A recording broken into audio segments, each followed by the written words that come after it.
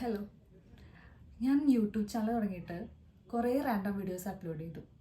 പിന്നെ എന്ത് വീഡിയോ ഇടാമെന്ന് വിചാരിച്ചപ്പോഴാണ് എന്തുകൊണ്ട് എൻ്റെ കറണ്ട് ലൈഫിൽ നടക്കുന്ന കാര്യങ്ങൾ ഇട്ടുവിടാം.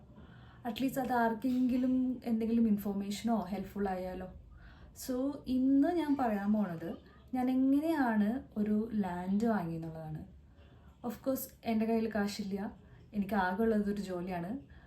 By the way, my name is Keerthi. ഞാൻ ബാംഗ്ലൂരാണ് വർക്ക് ചെയ്യണത്. ഞാനൊരു MNCയിൽ ഒരു സിവിൽ എഞ്ചിനീയറാണ്. സോ എനിക്ക് ആകെ ഉള്ളത് എൻ്റെ സാലറി സ്ലിപ്പാണ്. സോ ഞാൻ യൂട്യൂബിൽ കുറേ വീഡിയോസ് നോക്കി എങ്ങനെ ഒരു ലാൻഡ് വാങ്ങാം, അതിനെന്തെങ്കിലും ലോൺ കൊടുക്കുന്നുണ്ടോ. അപ്പോഴാണ് മലയാളത്തിൽ ഞാനൊരു വീഡിയോ കണ്ടത്.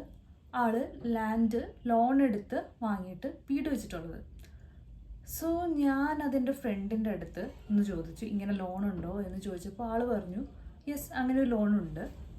നമുക്ക് സ്ഥലം വാങ്ങാനും സ്ഥലം വാങ്ങിയിട്ട് വീട് പണിയാനും, ഓറൽസ് നമുക്ക് വാങ്ങി ഓൾറെഡി ഉള്ള സ്ഥലം വീടുള്ളത് വാങ്ങാനും പറ്റും, ഓർ റെനോവേറ്റ് ചെയ്യാനും പറ്റും.